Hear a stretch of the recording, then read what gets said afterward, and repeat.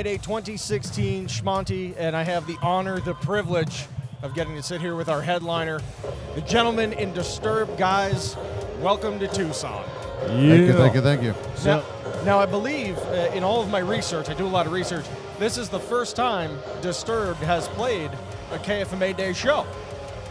Well, I'm assuming that your research is correct. Yes. And I will stand by your findings, sir.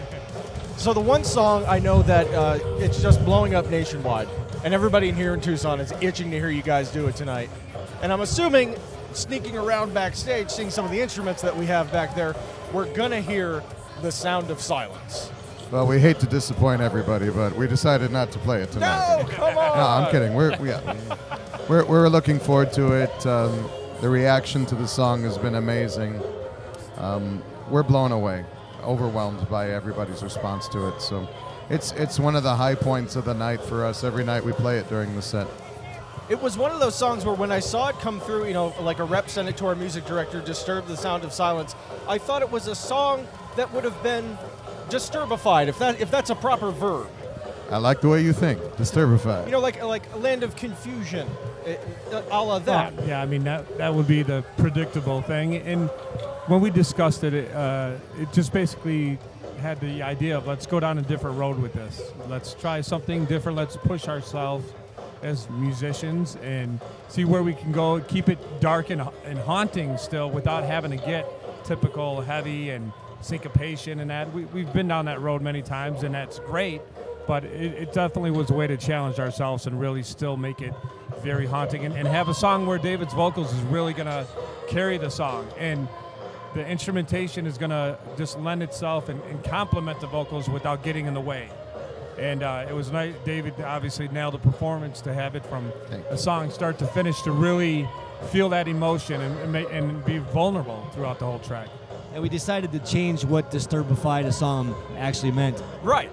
Amen, brother. Amen. I mean, what was that recording process like for you guys? You know, was it more challenging because you wanted to push beyond or go down new roads or push boundaries? You know what? We made a very conscious decision collectively as a group going into this recording process for the Immortalized sessions and for the writing sessions that the time had come when there were no more limitations, when we didn't need to set definitions or boundaries or anything like that, that we would just let our creativity flow and see where it took us. You know, after being in this line of work for over 20 years now at this point, I think that after all the success we've had and all the blessings that we've been blessed with, that we really didn't have anything more to prove.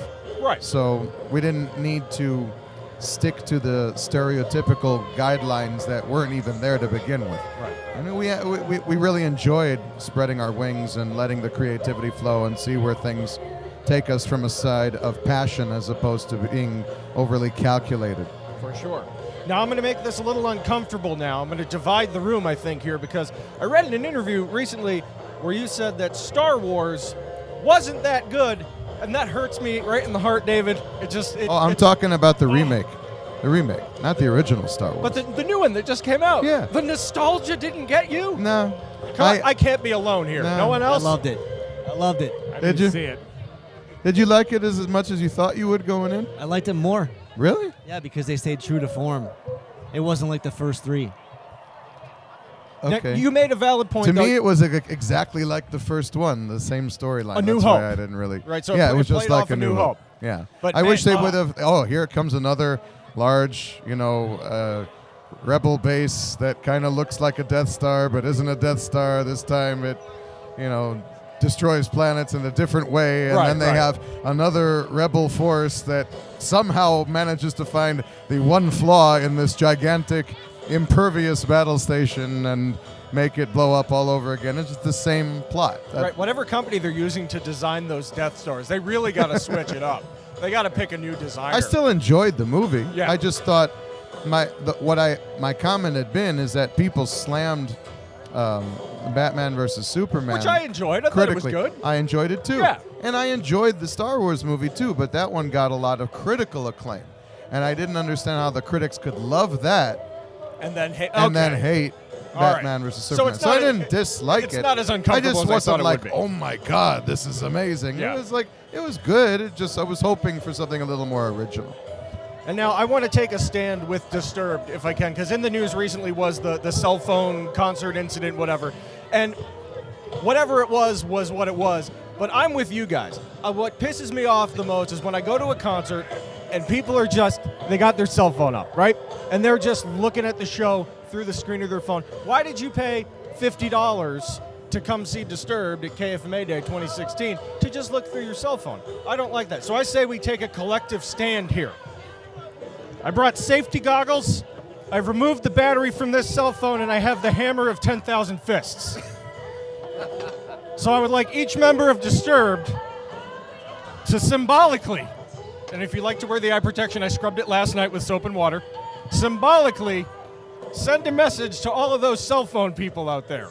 In all honesty, and to hopefully finally put this baby to bed, it was all meant tongue-in-cheek, in all honesty. Right. I don't know if you actually ever saw the video clip that went viral, but I was like lighthearted and laughing about it on stage. Yeah. I was only trying to draw her in and engage her, not really attack her for doing whatever she was doing on the cell phone. That's her own business. But she spun it afterwards like and it you know wasn't what? an attack. And truth be told, that's my bad. Truth be told, because I had no idea what she had going on. I wasn't privy to the kind of crisis she was dealing with, and I meant it all in good fun. She unfortunately took it the wrong way, and you know I feel bad about that, and and that's the truth. We never want to make anyone who comes to any of our shows feel like they're not welcome or that they leave with any kind of negative feeling. So that really wasn't the intention. The whole thing got spun from all kinds of directions, Right. because in an the inappropriate internet, way. yeah. Because that's what people do. But I genuinely don't want to make any Disturbed fan feel like they don't belong. They all belong, and they've certainly earned the right to do whatever it is that they want to do during our performance. And me as the front man, I just try to bring everybody in. Yeah, you're the carnival that's barker. It. There you That's go. it. David's always had a long history of anybody who seems distracted or not into the show, he engages them, and that's part of what makes him a great frontman. And what happened with this cell phone incident, for whatever reason, it turned into sort of a bigger deal than really anything. We were just blown away by it because he's always, anytime you come to a Disturbed show, you know that David's paying attention. I mean, she should be like, oh my God, I can't even believe this guy even noticed me. I mean, he does. He notices everyone in the crowd, and he not only sings to the audience, but he makes sure that everyone is part of the experience. And when you're not, he focuses on you and he brings you in, and that's all that was about. Like I said, it's just unfortunate that she took it the way that she did. Well, what I'm getting with all due respect to your, your homage to the whole thing. Right. I'm getting the vibe that that's going to get a pardon today. That cell phone lives to see another day. You know what? I'm happy to destroy the cell phone for you, but not for the reasons that you're talking about. Just in the name of high cell phone bills, then we'll destroy it. Hey. And in the meantime, I'm the drummer. I have no problem hitting stuff and breaking it. If you need, perfect. if you I'm don't going to want pull this back out of Let's the just way. make sure we Break the don't. table. Now, let me issue a disclaimer to everyone Get watching. those goggles on. This has nothing to do with the cell phone incident. I have no problem with people being on their cell phones during our performance. You can watch any way you damn well please. But since the radio station has asked me to destroy this particular cell phone, It's on me. I will destroy it because I'm a team player.